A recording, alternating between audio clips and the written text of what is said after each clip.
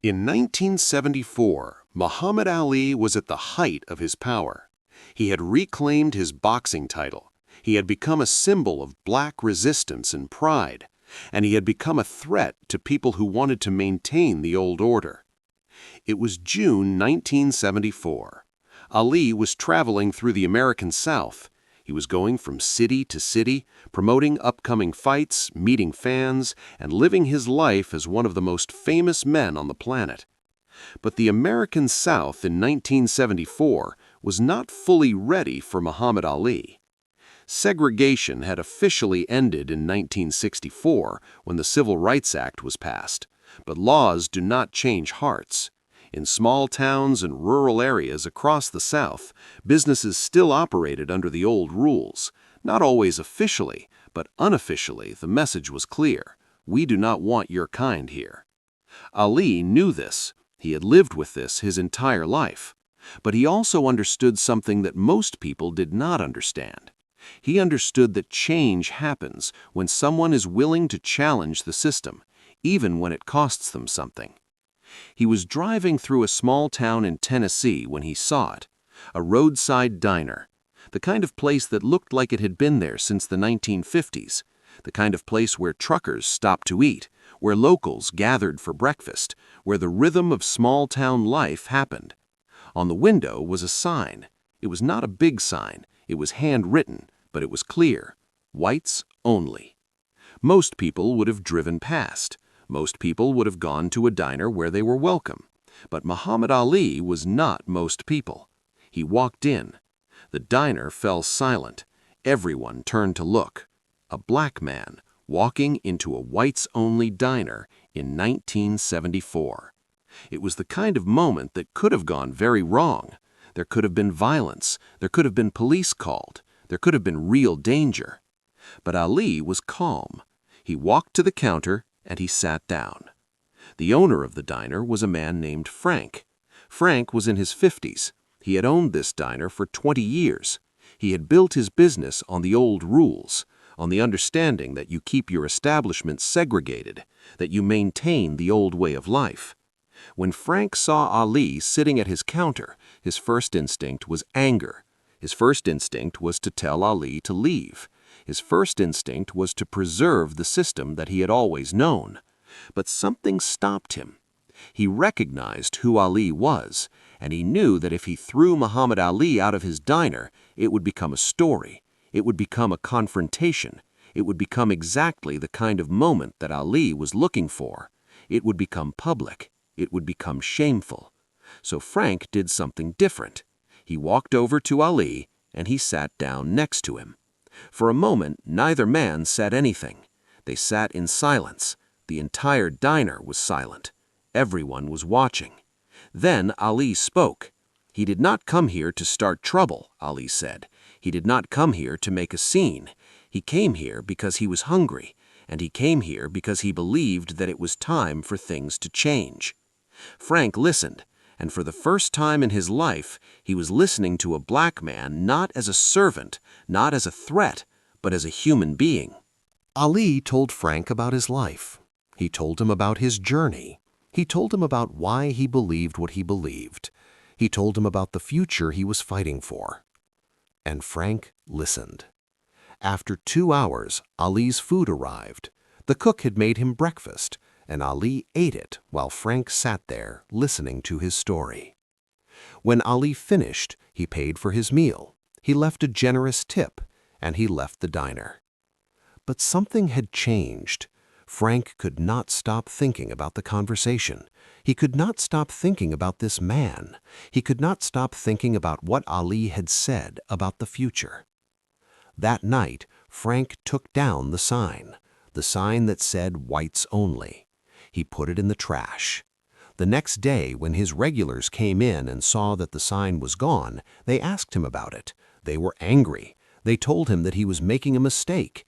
They told him that he was betraying his community. But Frank stood firm. He told them that he had met Muhammad Ali. He told them that Ali had changed his mind. He told them that it was time to stop living in the past. Not all of Frank's customers accepted this change. Some stopped coming to the diner. Some made it clear that they disagreed with his decision. But others began to come. Black customers who had been turned away before began to come to Frank's diner. They came because they had heard about what Frank had done. They came because they knew that they would be welcome. Frank's diner transformed. It became a place where people of all races came to eat together. It became a symbol of change in a small Tennessee town. Frank kept the old sign, the one that said "Whites Only." He did not throw it away. He hung it on the wall behind the counter, and next to it he put a picture of Muhammad Ali. Every customer who came into Frank's diner asked about that sign, and Frank would tell them the story. He would tell them about the day Muhammad Ali walked into his diner. He would tell them about the conversation they had. He would tell them about how that one conversation changed everything. Years passed. Frank's diner became famous in the small town.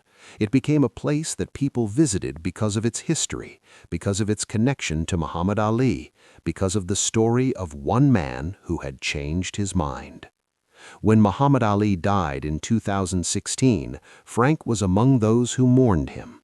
Frank understood that Ali had not just changed his life, Ali had changed the course of history. Frank lived for many more years after that meeting. He continued to run his diner. He continued to tell the story of Muhammad Ali, and he continued to welcome people of all races into his establishment. In 2010, a documentary filmmaker was doing a project on Muhammad Ali's impact on the civil rights movement. They heard about Frank's diner. They came to the small Tennessee town. They interviewed Frank. They filmed the sign. They recorded the story. When the documentary came out, Frank became something of a local celebrity. People came from all over to eat at Frank's diner. They came to see the sign. They came to hear the story from Frank himself. Frank never became rich from this. He never became famous in the national sense, but he became something more important. He became a living example of the power of one person's conviction to change another person's heart. On the day Frank closed his diner for the last time, he was 85 years old. He had run the diner for 50 years. He had served countless meals to countless people. But the most important thing he had done was to open his mind. He donated the sign to a museum, the sign that said "Whites Only," the sign that represented everything he had believed in before Muhammad Ali walked through his door. And he donated Ali's picture, the picture that had hung next to the sign for decades. The museum curator asked Frank why he was giving up these things. Frank said that he wanted people to remember. He wanted people to know that change is possible. He wanted people to understand that one conversation can change a life. The story of Muhammad Ali and Frank's diner reminds us of something that is often forgotten in discussions about civil rights and social change. It reminds us that change does not come from hatred. Change comes from connection. It comes from one human being seeing another human being and recognizing their humanity. Ali could have walked past that diner. He could have found a place where he was welcome. He could have lived his life without ever entering that establishment. But he chose differently. He chose to see an opportunity for change. He chose to see a person, not a business. He chose to see a potential friend, not an enemy. And Frank could have thrown Ali out. He could have defended his sign. He could have clung to the old ways. But he chose differently. He chose to listen. He chose to open his mind. He chose to see a person, not a threat. The sign that said "Whites Only" still exists. It is in a museum now. And next to it is a picture of Muhammad Ali.